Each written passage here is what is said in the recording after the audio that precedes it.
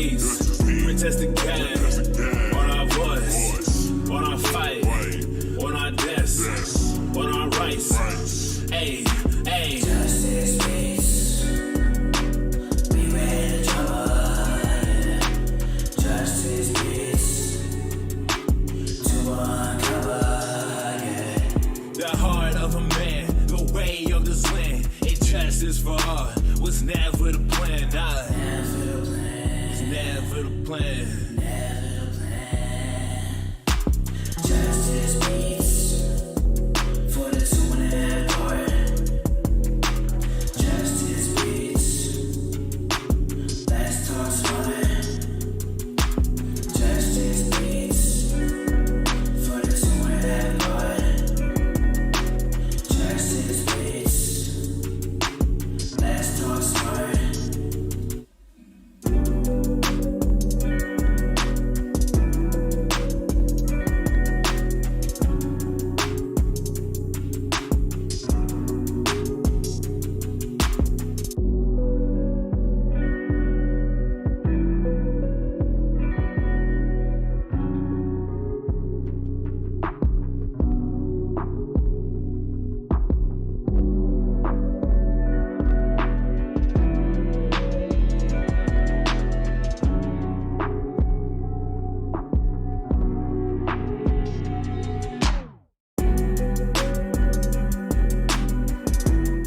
The Justice Beat is dedicated to the 1 in 3 Americans touched by incarceration. The Justice Beat is where we discuss all things justice.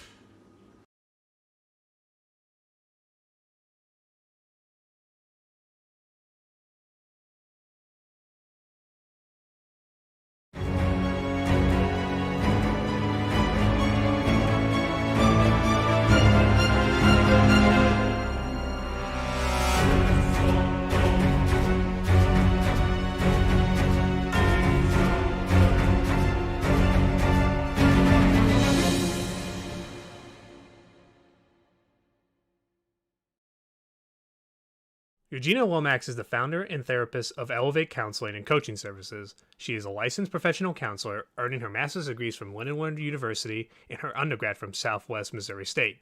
She has spent the past 17 years helping clients in various settings to improve their choices and learn what factors influence their choices. She fuses her expertise and strong-spirited outlook with a lighthearted sense of humor and a positive attitude to best serve the clients she works with.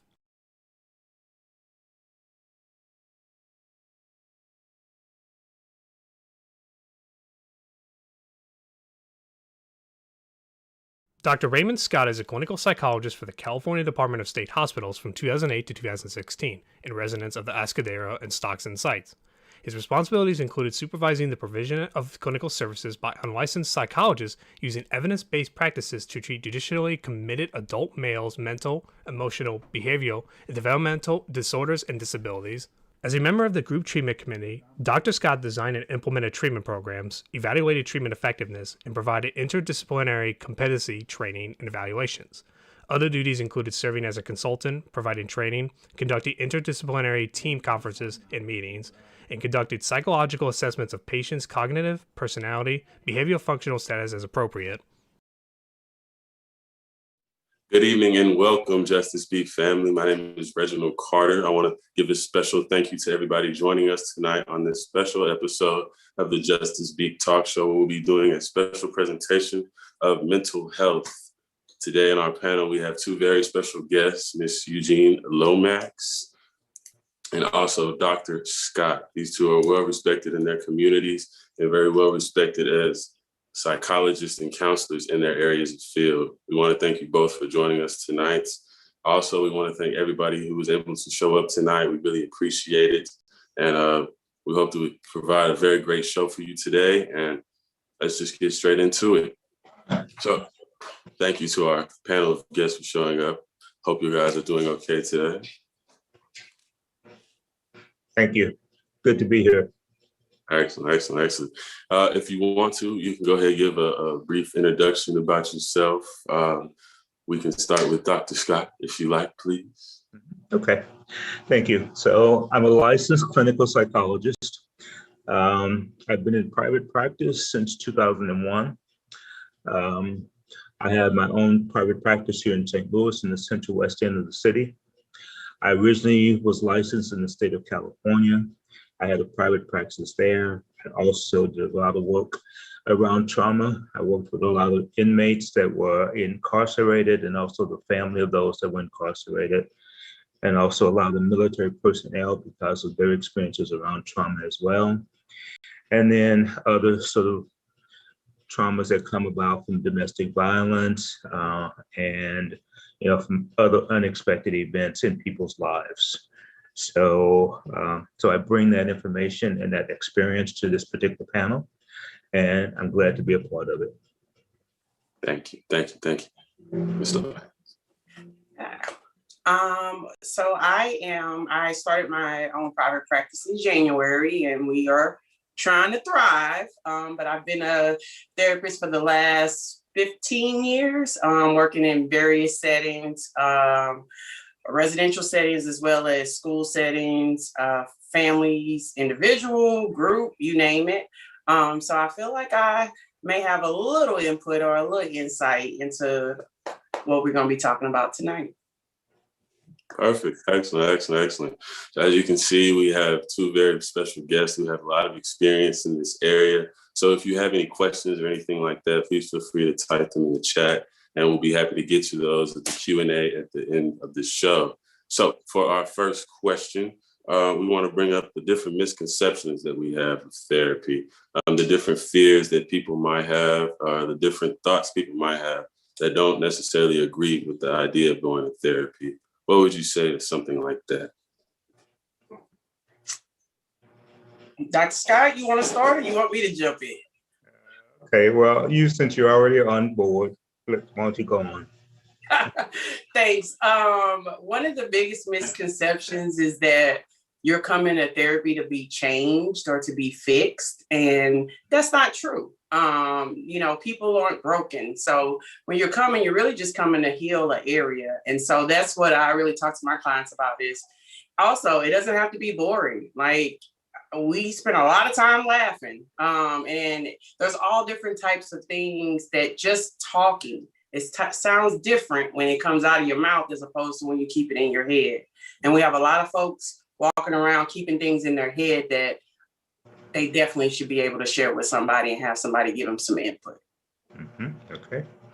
And I would add to that too, particularly for African Americans, there's been a really misconception around therapy in our communities. And for such a long time, to seek out therapy, you would be considered crazy, if I could put those in quotes. Which is, again, it's not, as Ms. Lomax just pointed out, you are coming because you need assistance or help with an area that you're struggling. And just as if you would go to a medical doctor when you have a physical illness, when you have a mental illness, you come to a psychologist or to a counselor. And that's why we're here. We've been trained to understand human behavior. We've been trained to also understand how we function in relationships and in communities.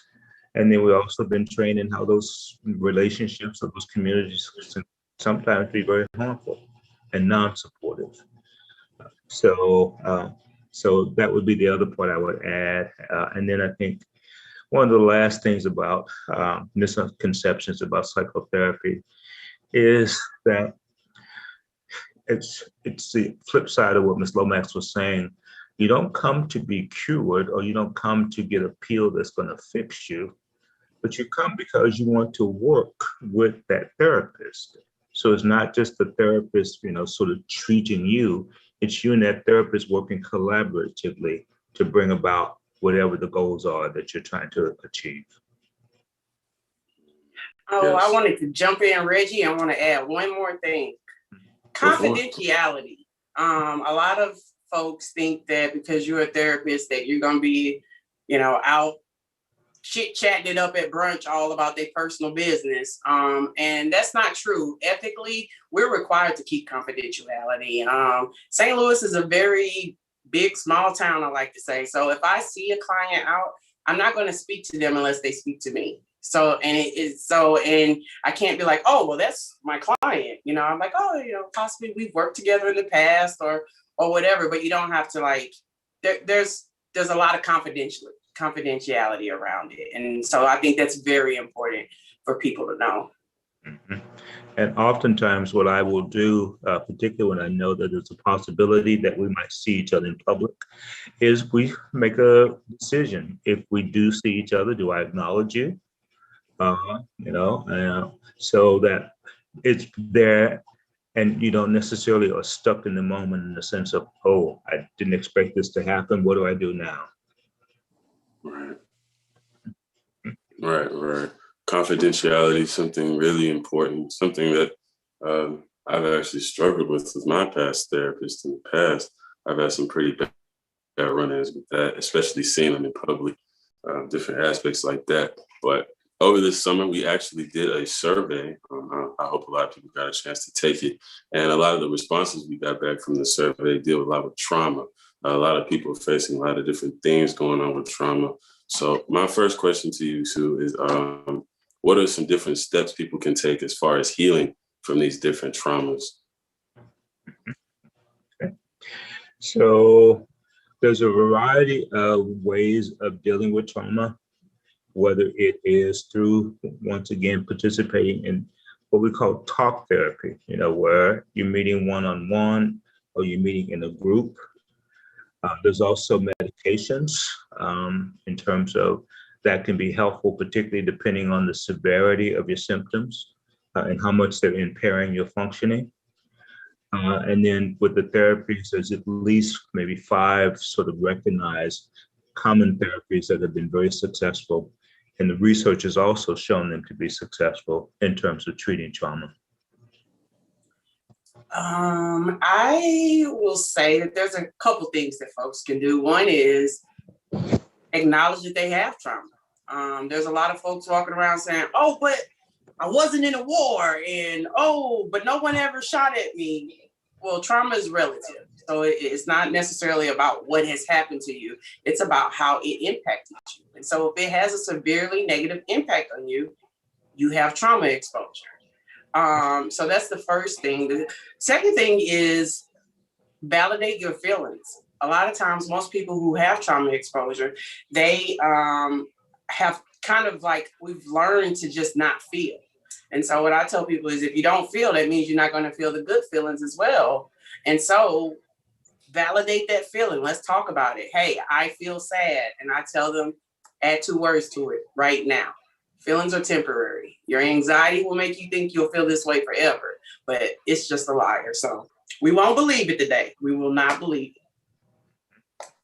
Yes. Yeah, and that is so very true because it's an interpretation of what has happened to you. That's why some people will be able, if they experience something that others consider traumatic, they are resilient. In other words, they bounce back. So it depends on how you interpret it. And then again, as Max was saying, then how is it affecting your life and your ability to function? Right. Definitely. I know there's lots of different trauma. Go for it. I just wanted to add one more thing about trauma. Also, when we have a lot of people who are desensitized to it. And so that is really one of the biggest barriers we face, is because this is the household I grew up in. What do you mean that it's not okay to hit? Or, you know what I mean? Like, so when they see it, they're not going to recognize it as trauma. I've worked with sex abuse victims a lot who would not tell you that they were sexually assaulted. They don't, it just doesn't compute. And so I think that is another big barrier for folks who are overcoming trauma.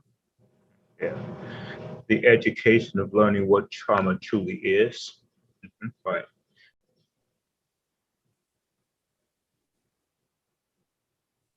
Right. Knowing that also, childhood impact trauma. What would you say childhood impact trauma can have on you as an adult? Looking to go back to therapy. All right. I'm sorry, Rich. I have to chuckle. That's all right. We all have a little child. I think we all have a little childhood trauma. So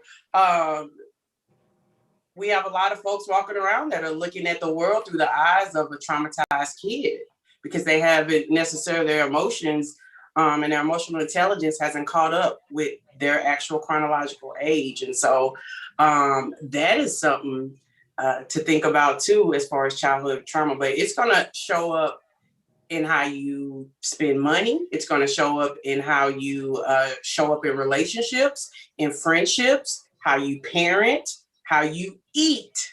That's something we don't think about. Trauma definitely affects how we eat. So there's probably not one facet of your life that it's not going to touch.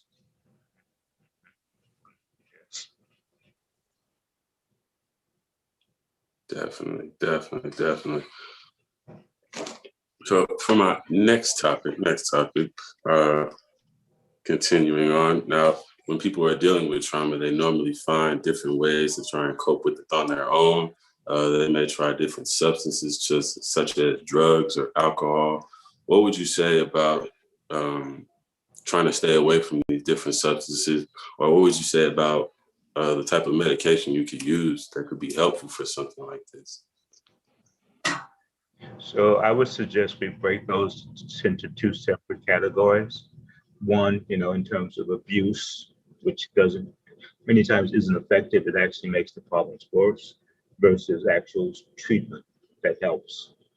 And so for a lot of people, again, if you have a stigma around participating in therapy, then because alcohol maybe is more legal of a substance, or you actually buy, sort of illicit drugs, that's a way of sort of, if you would, distracting yourself. It doesn't allow you to get in touch with the emotions again, because you are running away from them. It also doesn't allow you to acknowledge and accept, that, I have been traumatized and I do need something that's, going to be helpful in the long run, and not some short-term way of me being distracted from the pain that I'm experiencing. And so it's not uncommon for a lot of people to use alcohol or other drugs as a way of attempting to cope better. And so what we end up finding a lot of times is what's called comorbid. In other words, you have the trauma, and that may result in something such as PTSD, but then you also now have a substance use disorder. So what you have done is you have basically stacked one disorder on top of the other one. And it's not just like you've added something, it's almost like now you have almost exponentially modified the symptoms that you're experiencing. So when you bring those two disorders together, now it's going to make it that much more difficult to heal, and to be able then to participate meaningfully in the therapy sessions. So Reggie, I have a nuanced look at it, or view of it, and in some ways it might not be a popular opinion. So just today I was meeting with a client, and he said, well, I smoke weed. And I said, okay. And he said, well, are you going to tell me to stop? And I said, no. And the reason being is he has anxiety. There is a medical component to that. And I explained it to him, like, maybe you do need to go and talk to a medical doctor about it. However, if you take that away right now, I have to give him something to replace it with. So if he needs a positive coping skill to replace that with, because that energy has to go somewhere. And so that's something that people want to think about. Folks, it's okay. It's not okay to self-medicate, especially to the point where you don't know what you're doing. So I always ask, are you doing this out of choice, or are you doing this out of habit? Because if it's out of habit, that's something we have to look at. If it's out of choice and you know exactly what you're going to do and what the outcome can look like, then those are two different things. But drug use is usually, I always say, it's not the problem, it's a symptom of a problem. That's good. Just make that a quote, put it on my wall. That's well, hey, I will send you my bill after this, Reggie. Don't worry about it. I got you. Thank you. Another big topic we had in our survey was actually, what would you say to people that are actually afraid of taking meds? In our survey, we found that a lot of people are actually afraid to take medication prescribed by a psychiatrist or different aspects like that, or that made them even more crazy, or quote unquote made them seem more crazy that they had to take medication. What would you say about people that would be afraid to take medication? You always want to meet the person where they are. Okay, so one, if they are reluctant or afraid, you want to address that issue, in terms of what may be the reasons why they're afraid. Maybe they've seen other people take medicines and they didn't like what they saw, or they didn't understand what they were seeing. And then also in terms of, reluctance, medicines is not the only treatment for trauma. One topic we'll probably get into pretty soon is, meditation and mindfulness, are tremendous ways of also learning how to regulate your emotions, which is the other thing you want to do with trauma, because otherwise your emotions are taking or controlling you. So you want to learn how to regulate them. And then also when you find yourself aroused or experiencing those negative emotions, how do you calm yourself? How do you self-soothe? And meditation and mindfulness is one of those. And then again, there's other therapies, so there's cognitive types of therapies, a lot of sort of group therapies. So the reluctance to take medication does not necessarily mean that you won't be able to get the treatment that you might need. I like to break it down for the client depending on what that issue, exactly what Dr. Scott was saying. It depends on what their reluctancy is. So for a lot of folks, it's about education and explaining that, hey, we can keep working together. However, I don't want you working so hard for something when it's a chemical thing. So even if we do the best work, it won't have the same impact because there's a chemical thing. And so I always just use diabetes. Hey, if you were a diabetic, would you take insulin? Because that is something that your body produces. It's nothing that's in your control. And for a lot of mental health issues, it's the same thing. It's just not in your control. So yeah, that's pretty much how I would tackle that with someone. Excellent. Sounds good. Definitely a great view on it, I would say. Definitely a great view on it. So, despite medication, in what other ways or what other areas do you think mental 21 for people? Can you repeat that last part? Yeah, you sort of trailed off. Sorry. My bad. Can y'all hear me good? Yes, sir. Okay, I was saying, despite medication, what are other areas mental health can improve in the year of 2021 as we continue to move forward with different types of teletherapy, probably going back to face-to-face therapy for some people? What other areas do you think mental health and therapy can improve? One of the things that I know, a lot of people that experience trauma also experience very low self-esteem. And a lot of times, they will also blame themselves, like Ms. Lomas was talking about before, people that have been sexually abused and they don't actually realize that has happened for them, and so, that's one of the things. And then, there are a variety of treatment models, and it sort of depends on your educational level. It depends also on the resources that's available. You may have access to someone that, has already experienced trauma, so they may be able to kind of help you. Or you may have had a family member, that might have, mental health background in terms of either treatment or even experiencing them. So, I think when you bring all those resources together, it can help kind of round the therapy out so that you're dealing with your self-esteem issues, you're dealing with how to regulate your emotions, you're also dealing with how do I walk through that trauma rather than running away from it and trying to push it away, okay? And then to what extent is it impairing your functioning? You need to learn different skills, like conflict management, for example? Do you also need, in terms of relationships, do you need to learn how to trust? So a variety of ways that it impacts different aspects of your life, even your ability to stay focused and to learn, let's say you're in a school situation.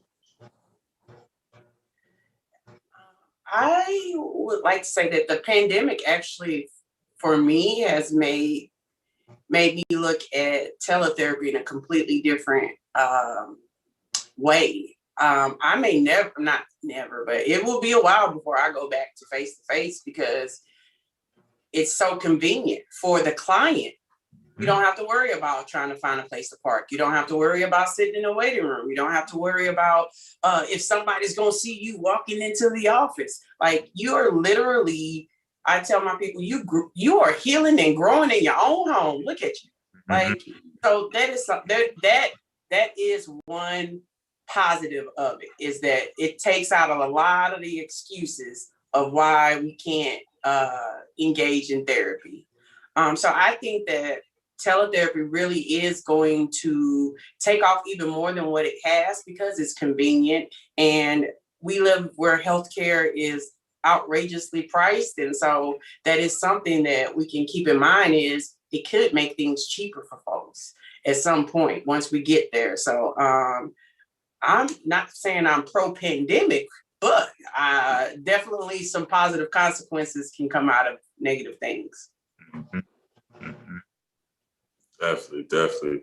Actually, speaking of cost of therapy, what can the cost of it kind of look like working with different types of clients? Do y'all have a sliding scale or anything like that? Or I have a sliding scale. However, I like to tell folks, when you're going shopping for clothes, I see a lot of y'all in polo.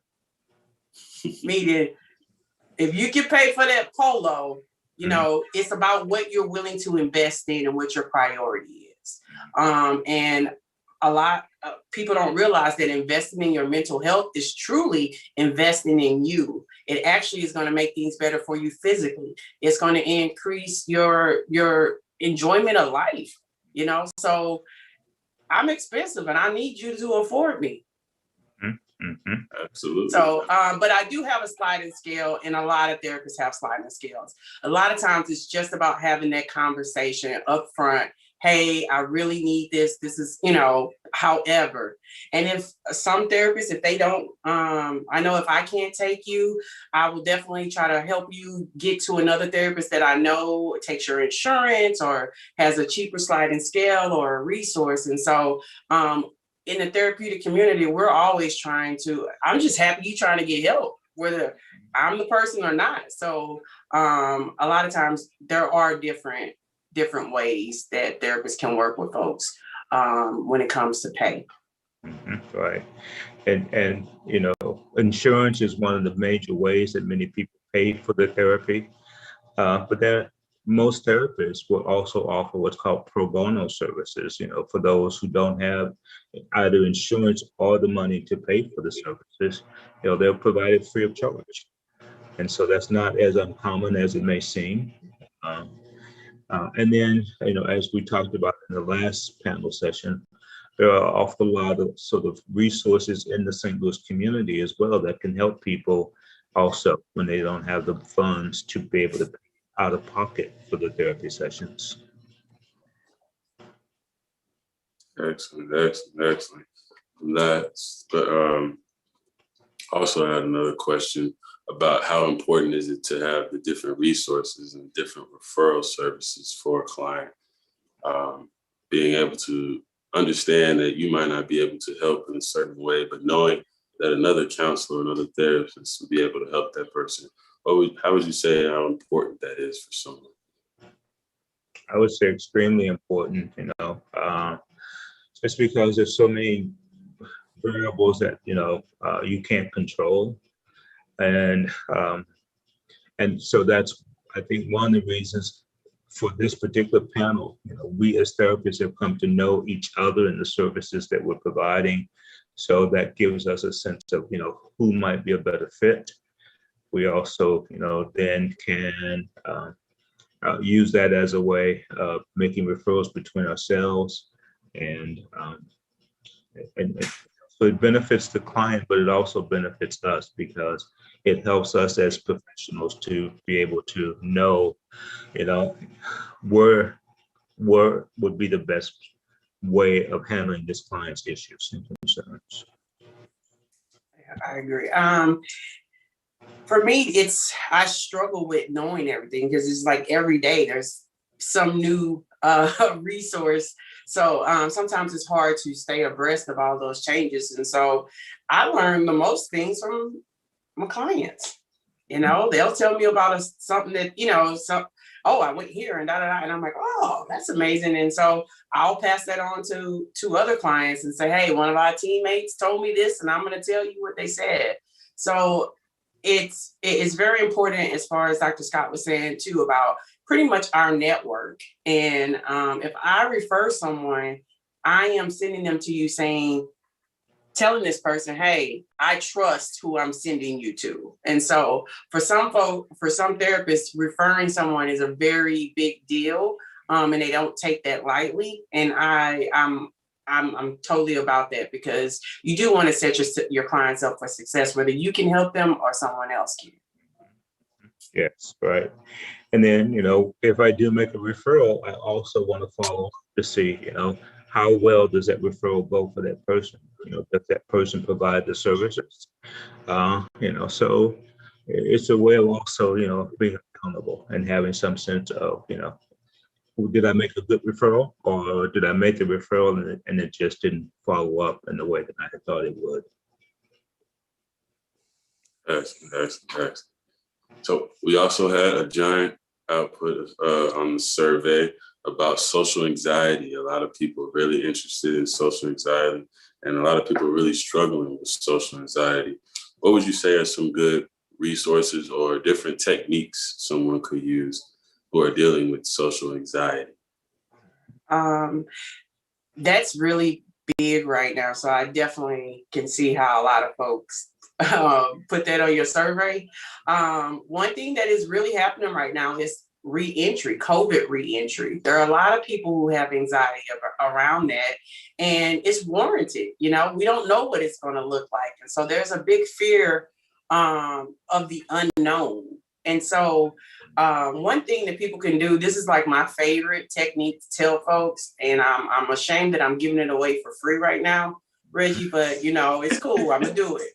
But I call it the fives. So tell 5 things you see, 5 things you hear. You can do 5 things you taste, 5 things you can touch. And the reason that I like that is because it's a technique you can use in a room full of people and no one will know what you're doing. You can also switch it up. And if you have a favorite color, so say your favorite color is black. Well, anytime I get it, start feeling my body.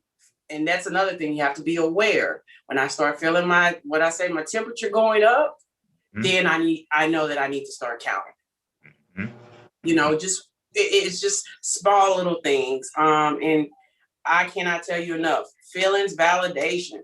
I got my feelings wheel. Validate those feelings, man. Like that will help people save so much energy. Yeah. And I think the other part too is when you educate your clients, about, really being able sometimes to label those feelings, particularly, I don't want to be sort of, too stereotypical, but, a lot of guys aren't necessarily taught, how to experience a range of emotions. And sometimes what they're experiencing get deposited as anger or something else when it's something totally different. So helping them to be able to understand and label their feelings much more correctly is also, it's going to help as well. And in terms of social anxiety, one of the big things about, because again, as we're re-entering, but the way our things are set up, we push people to be out of the home in different ways, whether it's in a school setting or work setting, or even in terms of having fun. For a lot of times it's going in a group sort of setting. And so, that notion of social anxiety a lot of times will come up just because you're in that group setting. And a lot of times, if you feel as if you are the center of attention, that can be overwhelming, And so going back to what Ms. Lomas was just saying about her techniques and also meditation and mindfulness, it is another way of dealing with that social anxiety. Okay, all right. So have you guys ever seen a connection between social anxiety and trauma? Yes. I was just going to ask, is the Pope Catholic? Yes. there is a huge correlation between those two things. Some folks, well, I keep saying some folks, but it's true. Everybody doesn't even know that they have social anxiety. Mm-hmm. Think about it. If you always feel this way anytime I'm around someone and you don't ever talk about it, you're going to think that that's how you should feel. And that's not how you should feel. You shouldn't be tense. You shouldn't be over worrying about, what did I say? Did I say this? Oh my God, did they see how I ate that? Oh, wow. So it's just calming yourself and reminding yourself that no matter what happens, I'm going to be okay. Mm-hmm. Mm-hmm. That is something you have to reassure yourself, like, oh, if I drop my plate in front of everybody, guess what? I'm gonna be okay. We're gonna laugh about it, but we'll be okay. Mm-hmm. Yes. Definitely. As therapists and psychologists, you guys deal with a lot of emotions, a lot of trauma, all coming on to you from different clients. How important would you say is it for you yourself to probably seek therapy, or the importance of you taking your own time away just for your own mental health sake? It's huge. Yes. Me and my therapist, yes, I'm gonna see my therapist because I don't want to be a liar. I don't want to be a hypocrite. Hey, you come to me, but yet I'm strong enough to carry everything. Not true. And then I didn't grow up in a house that said, hey, you're going to be a therapist when you get older. So we're going to just save you from all these. So I have baggage to unpack just like anybody else. And so if you want to be a good therapist, you should be in therapy. And the reason being is you can never take your clients past where you are. And so I always want to ensure that I'm giving the best services. And so in order to give the best services, I have to be able to receive. Plus, there's a whole nother thing about knowing what it's like to sit on the other side. Mm. I know the little nervousness before I hit sit, open on the Zoom link. So if you're a good therapist, you are in therapy, or you have some sort of therapeutic thing. And I've also noticed now that I have to take off a lot more frequently than I have in the past. And that's just because I'm more aware of what I need. So next week is vacay. Woo. Yeah, I totally agree. And yeah, so for me, when I was preparing in graduate school to be a psychologist, we were actually required to go into therapy. And I'm really glad that we were, because, as Ms. Lomas was saying, I don't recognize sometimes, when you might be pushing a button for me. And then in terms of me being able to maintain that therapeutic alliance, I'm now, hurting or in some way because you just tapped into something that I wasn't aware of. And so now the therapeutic relationship is broken down and I'm not being effective with you anymore, And then two, I don't want to turn your therapy session into mine. Okay. So, so that's why it's important to not only be in therapy, but also that's a way of also making sure that you can maintain that appropriate relationship when you're with your clients, rather than you breaking down in some way. And so the other side of that, outside of therapy, is also taking time just to sort of exhale, and just, sort of zone out, whether it's through meditation, mindfulness, reading, watching something that, in terms of a way of, some show that will distract you and allow you to get your brain and your mind into, who killed Sarah Parker, okay, on some TV show, So I think all of those are important as a way of, taking care of yourself. I will not share what TV shows are my mindless ones. That's embarrassing. I won't share mine either. Reggie, there is one point that I wanted to bring up that it just came to me if we go back to the question you asked about what is something we would say to someone who's reluctant to go into therapy. Yes.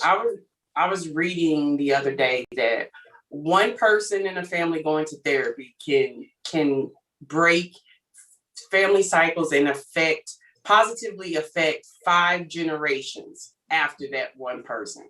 Mm-hmm. And so what I want to really, if there's anything I can sell folks on, it's be the brave one. It's okay. Some of us, sometimes we got to be the leader, and you should be able to lead in showing folks and showing your family that it's okay to get help. It's okay for me not to have to carry it on our own. And some folks are like, oh, but my sister's my therapist. No, she's not. She's not. She's your sister, so she can't therapize you. So just that's something that is really huge. If you go to therapy, you can positively affect 5 generations under your in your family. That within itself should be a reason for some folks.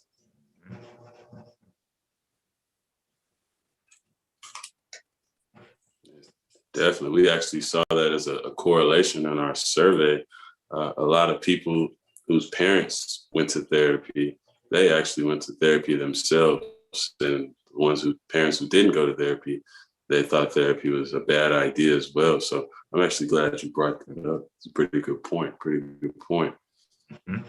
Another point we had was actually, like we said earlier, coming through the pandemic now, what are the type of different trends? We already said social anxiety, but what are the other type of trends that you see post-COVID and also while you were in COVID as well? What are the different type of trends you saw with your clients? A lot of depression and anxiety, not just social anxiety, but depression and anxiety were a lot of the things that came out of that, being sort of, homebound, and then also spending more time with people and really beginning to see them in different ways than you had previously, because, you just have run-ins or you sort of tag each other, on the go. Now you're spending 8 or more hours with them on a daily basis. Wow. So that's what you like to do? Mm-hmm. So you begin to learn, an awful lot more. And so out of that, the sadness and the depression of being, if you would, unable to get out in the sunshine or interact with other people, and just the anxiety of the unknown. Will I develop this particular virus? Will my family develop it? Will we be able to heal from it as a result? So those are 2 of the main things I have seen come out of in terms of mental health with the COVID pandemic. Yeah, I agree, Dr. Scott. I was also going to add, for me, I tell folks the pandemic was kind of like a microscope. It just magnified whatever you had going on, and there was a lot of folks who had to sit with themselves, and they didn't necessarily like what they were sitting with. And so the pandemic, just trying to be optimistic here, guys, but it did help some folks get into therapy who may have never went before, because you can only sit with yourself. And like Dr. Scott said, there is no more distractions now. You can't just get up and run anytime you felt like it. And so some folks' relationships got a lot stronger. Some are no longer. So it was a good little microscope for what we got going on in our personal lives. Definitely. For me, even during the pandemic, I actually had a bad experience with a therapist. Things just did not quite go right. what would you say for other people, such as myself? I'm gonna give therapy another shot, though. I'm gonna give it another shot, I promise. But what would you say for other people that have had bad experiences with therapy? What would you say to them to try to get them to try and do it again? I'd ask if they stop dating after one bad date. Therapy is a relationship, just like anything. And so it's the same thing as like the chemical aspect of taking meds. It's got to be the right mix. I'm not for everybody, and I'm okay with that. Because, you know, those that I'm not for, they may do better with Dr. Scott. They may do better with another therapist. It's okay. And so just because you have one bad experience or y'all didn't connect, that doesn't mean you won't connect with the next one. In every situation, we are gaining data. And so maybe you learn something in that one session, even if it was, this person ain't my person. So yeah, that's what I would say. Yeah. And I just want to highlight, therapy works because of the relationship between the therapist and the client. We all can have the best of skills, but if you don't trust me, if you can't open up and talk with me, my skill set won't matter. So that relationship is so important. And when I advise clients, when they, particularly if I can't work with them and they're looking for a therapist, I tell them, identify at least 3 that seem, possibilities. Ask for a free initial consultation as a way of determining, is this a good fit or should I move on? So you really want to understand the importance of that relationship, because that's going to be the main thing that's going to bring about the changes that you're hoping to achieve. Excellent. Definitely the changes you're looking to achieve. We talked a lot about trauma, a lot about anxiety. At this point now, we're going to kind of turn it over and see if there's any questions that we have, anything from the audience or anything like that. Claire, do we have anything? Hi. No, we don't have any questions. We just have a couple of happy comments. But I actually have a question. I have 2 questions. One, as working practitioners in the field who have been in the field for a while, is there like one big thing that you wish you could just let everybody know? I know that's a big question. Hey, that's a big one, Claire. Thank you for showing up with this big question.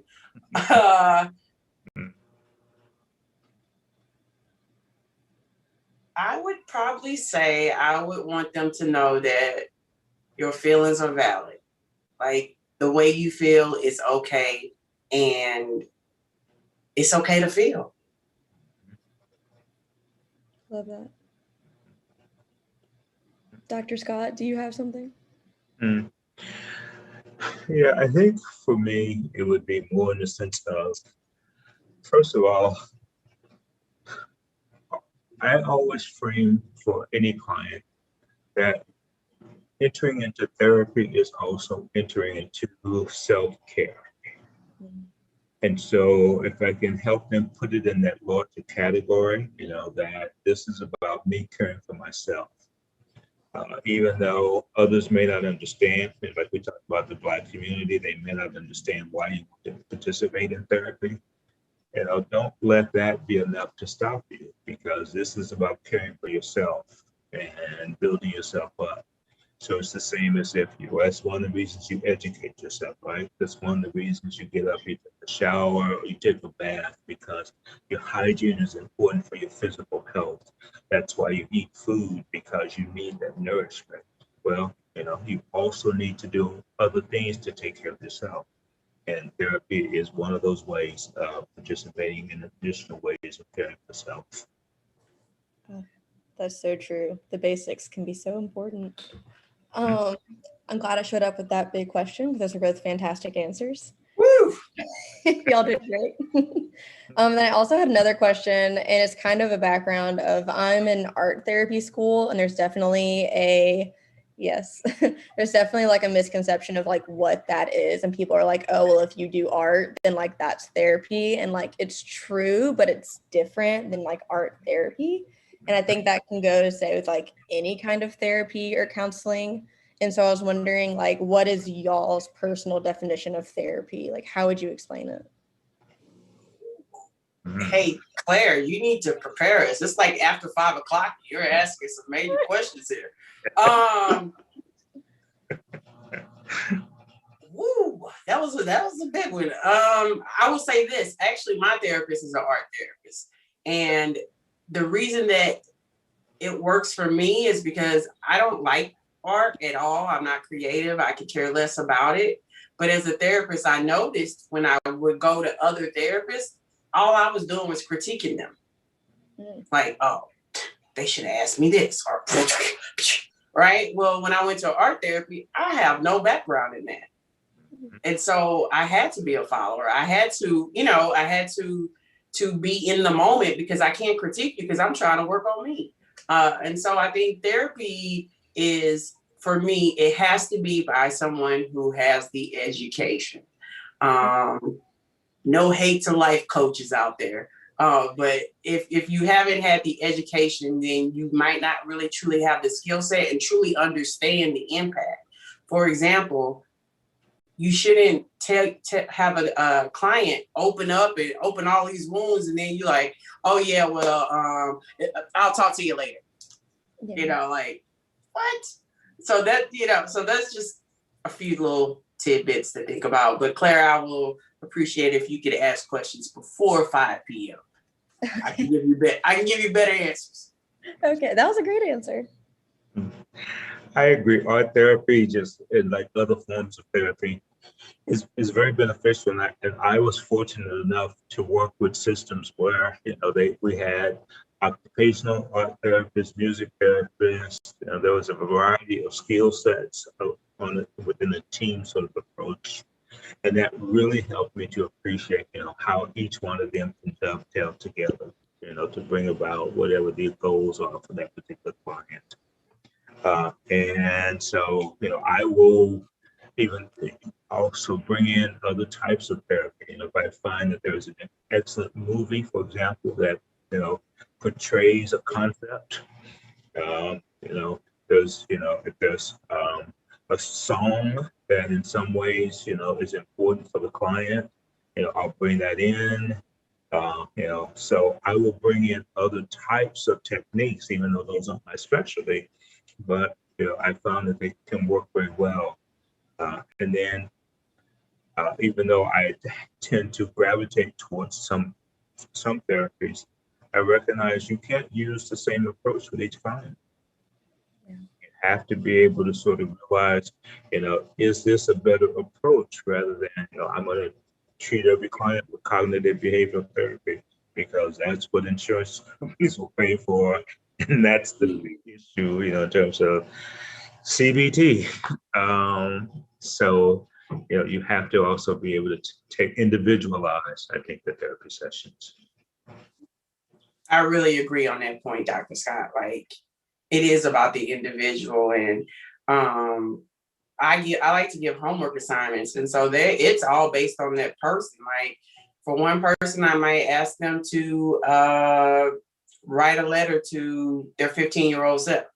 Well, another person, I may be asking them to sit outside in the sun for 5 minutes and journal. Like, it's just all about that person and what works for them. And that's why what Dr. Scott was saying about the relationship between the therapist and the client. A lot of times in some of my sessions, we may not even get to talking about the issue. Maybe we are talking about what TV show you like, or because I want to know you, because then that tells me what's the best way to get to you and the best way for you to know and learn. So, I just wanted to add that. But Dr. Scott, that was a very good point about the individualization. Mm-hmm. Thank you.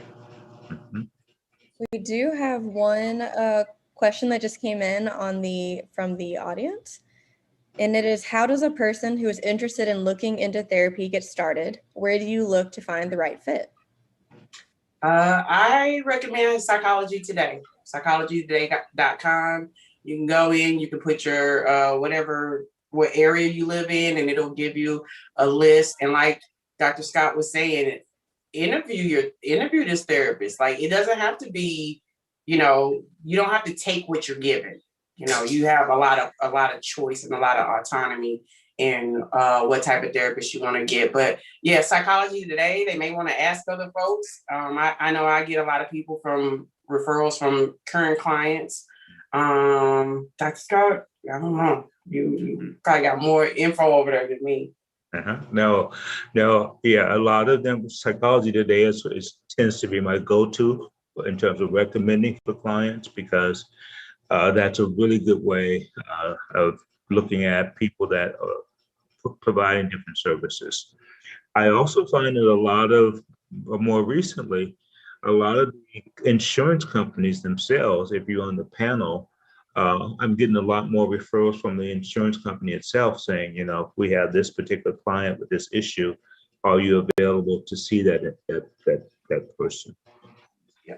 And then the other part is, I think what Ms. Lomax was saying, other clients will, you know, be a good source of sort of holding you out there as, you know, this person helped me. So I would really recommend maybe you check them out, because they may be able to help you as well. And now I know that there's also a lot of websites, you know, that are sort of collectively listing, you know, therapists. Some of them I don't really know, you know, if they really check to see, you know, whether the credentials that are there are really accurate credentials. But there's an awful lot of new websites that's sort of popping up that's listing therapists, and that's where people finding them as also. Dr. Scott, that was kind of spicy. I liked it.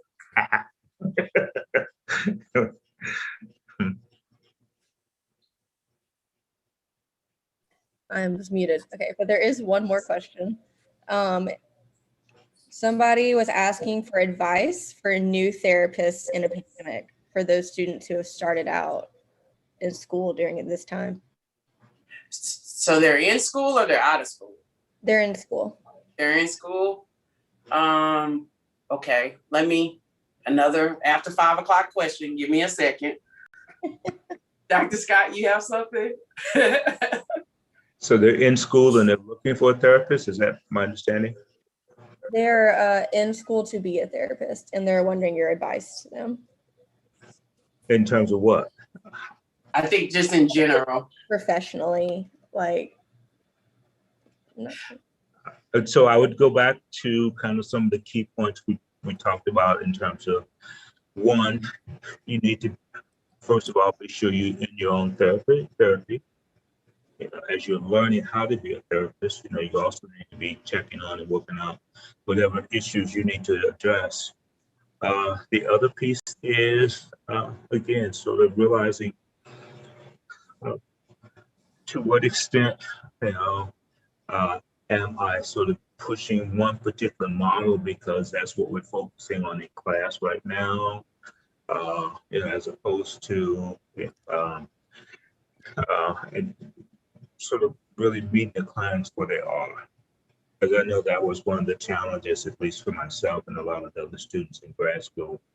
You know, so this week we're studying this type of therapy, and you go into the client and work with the client, and it's like, okay, so do I sort of go with that vein, or should I really listen to what the client is asking and what they really need? Yeah. So those are the things. I had it. It was going to change that person's life, and then I lost it.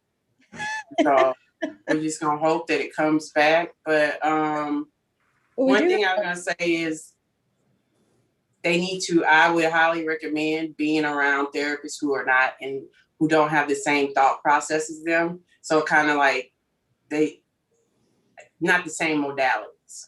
You know, you can learn more from other therapists. And then the most important thing is it's not about you. Mm-hmm. We get caught up when we start feeling like we're the ones that are helping. We're the ones that are changing folks. When people tell me no, you changed yourself. I just maybe put you in a direction. And so it's very important for new therapists to remember that. Stay humble. It's not about you. If they don't come back, that doesn't mean you did a terrible job. So yes. Awesome. Well, we do have a new question just came in. Are there other avenues when a person does not have access to digital sources in terms of finding a therapist? Ooh, that's a good question. So They can call their insurance company. If they have insurance, they can call their insurance company. And the insurance company can tell them what therapists are in network, what therapists are in their area. That's the only thing I can think of at this time, but hope maybe we can give you guys information later if we think of it to respond to that. Right, Eugenia, this is Elaine. So the other part, the flip side of that question in terms of like seeking out resources, I know that you said you kind of changed your mindset or looking at a different approach towards face-to-face therapy because of some of the things that you listed. What if a person does not have a computer and internet access? Are you still recommending the same reach out in terms of going to the insurance company? Yes, because the insurance company, what you can do is tell them, I want someone in person. Mm-hmm. And so they will try to find a provider that is doing in-person therapy. So I say, call your insurance company. I feel like I ain't bringing it with that just one response, but that's all I got. Right. Well, it's going to be interesting to see how many therapists either do a hybrid model or completely go to this whole digital format. But you got to keep in mind with communities of color, there's always been a digital divide. Mm-hmm. So we have to be sensitive to that. We just got the heads up that we're over time by about maybe 1 minute. Reggie? Yeah, we actually are over time by 1 minute, but I want to definitely thank both of you. Definitely thank both of you and everybody who participated in this today. We really appreciate it. I want to thank everybody that came to watch the show. Thank you, Justice Beat family. We hope you enjoyed. Thank you, Ms. Lomax and Dr. Scott. We hope that you guys enjoyed yourself coming on the show. Is there any resources you want to give, on websites or anything like that you want to quickly share? Yes, Reggie. Last time I was on this panel, I forgot to tell my website. So yes, it's www.ecc314.com. You can actually set appointments or request appointments straight from the website. Hopefully, I'll see somebody one day from here. Yeah, and I would also say for me, if you go to Psychology Today, it will also, so it gives a profile in terms of how I work in the specialties. And then it also lists my website. So if you want more information, the website is there and you can then be able to check that out as well.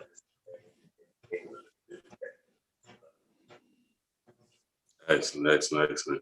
Well, that'll do it for our show today. I want to thank everybody for coming and have a good night. All right. Good night, everyone. And I want to say right quick, Claire and Asia and Reggie, this is their last episode. They have just completed their end of practicum special project for Adler University. And you guys did a bang up job. Thank you so much. Thank you so much. Okay, big dogs. All right. All right. Congrats. All right. Everybody have a good night. All right. Take care. All right. See you guys. Bye. Thank you for listening to the Justice Beat. If you like what you heard and found the information useful, then support the Justice Beat Talk Show by spreading the word and telling a friend.